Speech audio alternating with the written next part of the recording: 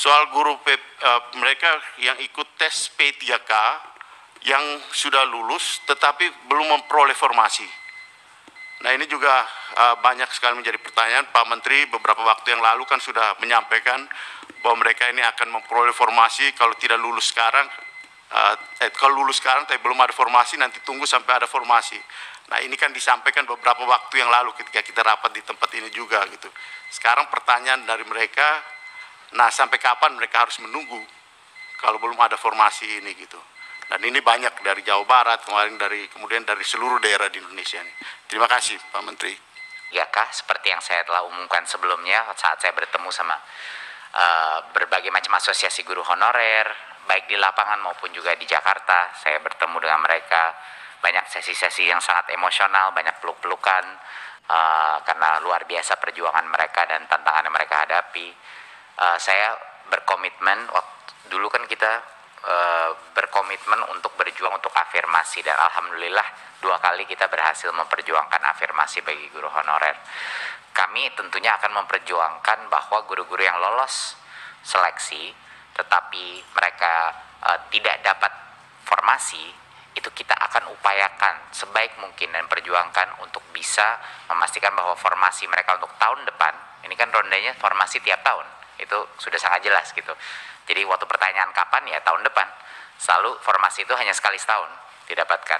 Kita nggak hanya mendapatkan sekitar 50% dari target kita untuk formasi, ya sisanya 50%-nya kami harap akan bisa dicapai tahun depan. Tapi tentunya tantangannya bukan ada di kami Bapak Ibu, tantangannya ada di kepala daerah. Ya. Pagu dari DAU itu sudah dipagu untuk gaji guru P3K. Jadi tidak boleh digunakan untuk hal lain. Di DAU-nya sudah dipagu. Jadi mau tidak mau formasi itu harus keluar karena uang itu tidak bisa digunakan untuk hal lain. Itulah komitmen kita kepada para guru honorer karena dari Kemenkyu sudah dipagu. Gitu. Ya, sudah dipagu memang. Di earmark. Earmark itu kan khusus ya. Mohon izin melalui pimpinan. Ya biar jelas Pak Menteri. Jadi formasi yang dari daerah dengan kelulusan itu seharusnya sama. Tidak selalu sama. Tidak. Tapi duitnya sama, duitnya pasti sama. Formasi adalah yang potensi diajukan. Kita tahu nggak akan semuanya lolos. Jadi paling tidak kita melihat dari angka kelolosan sekarang, ya. Kalau itu saja sudah mencukupi, misalnya 40%, ya kan, dari yang kita lihat kemarin itu sekitar 40-50% ya, yang lolos seleksi. Belum lagi yang nggak dapat formasi, tapi pokoknya ujung-ujungnya akan selalu angka itu jauh lebih besar dari uang yang dibutuhkan, karena kan mereka harus lolos dulu passing grade dan mendapatkan formasi. Nah, uang itu tapi total cukupnya itu sudah dipagu di dalam DAU tahun ini gitu. Izin Pak Ketua, jadi nggak perlu untuk semuanya. Untuk menambahkan 100% formasi itu tidak perlu anggarannya untuk full formasinya, karena nggak semuanya lolos passing grade. Tapi kami akan datang ke setiap kepala daerah izin Pak untuk Ketua, Pak Menteri. Berarti DAU itu nanti biasanya DAU kan gelundungan begitu saja ya. Berarti nanti di dalam penjelasan penggunaan DAU, karena kita sepertinya perlu mendalami Kemenkyu-nya Pak. Itu kemudian DAU itu gelundungan atau kemudian gelundungan plus ada kalimat untuk P3K sejumlah sekian begitu?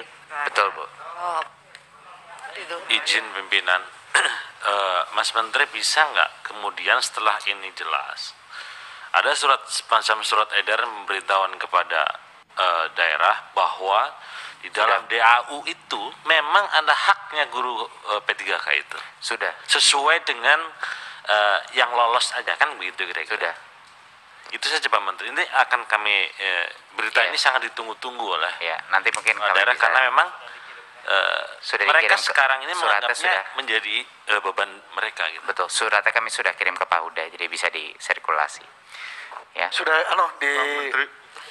di Pak Azam di WA grup anggota itu bisa dibaca. Ya. Mohon izin, jadi untuk mereka yang lulus tapi belum dapat formasi, Harus tunggu formasi. Harus tunggu tahun depan. Iya, karena tidak diajukan tahun ini oleh Oleh daerah. Karena Iya. tidak diajukan oleh daerahnya. Betul. Oke, I see. Jadi, nah itu clear, harus clear itu sehingga jangan semua dilemparkan ke sini. Betul. Itu poin. Kita ingin semuanya kan formasi itu keluar poin. biar berapapun persen yang lulus langsung dapat formasinya. Kalau formasinya kemarin 100%, Ya. semua semua yang lolos passing grade pasti dapat formasi gitu. Jadi itu sebenarnya alasan. Untuk tahun depan formasinya sekarang sudah muncul atau masih menunggu dari kabupaten kota Lagi diselesaikan ini dan provinsi? Baru diselesaikan. Artinya Iya. masih ada ruang untuk pengajuan Iya, dari kabupaten ini kita kota terus provinsi. dorong. Jadi tolong semua Oke. Komisi 10 tolong bantu di Baik, sini. baik. Ya, Terima ini yang kasih. paling Izin, Pak krusial Uda. ini tolong dibantu. Yang Baik, untuk ini kan perlu tegas karena kita kan ada di media nih hari ini. Kita streaming. Ya kan ini didengar oleh orang banyak. Maka apakah pada tahun depan mekanismenya akan sama? Diusulkan oleh kabupaten kota seperti mekanisme lalu dengan sistem yang sama, atau Kemendikbud sendiri? Kalau kemarin kan ada banyak kementerian terkait nih, atau ini hanya perintah dari Kemendikbud sendiri kepada kabupaten kota dan provinsi? nggak Bu, seluruh proses selalu ada Panselnas. Kita bagian dari Nah, Panselnas. berarti masih seperti dulu tapi, kan? tapi kan tahun ini kita harus formasi untuk tahun depan harus Minta lagi. dicari tahun ini, ya kan? Nah, makanya ini sekarang lagi dalam prosesnya. Iya, kita lagi ngedorong tolong, ayo isi formasi. Toh yang lolos cuma berapa persen, jadi mungkin yang penting itu jangan mikirin formasi gitu. Formasi dipolin saja, nanti yang lulus langsung masuk gitu. Jadi itu sebenarnya yang mau kita. Cuman kan itu keinginan kita.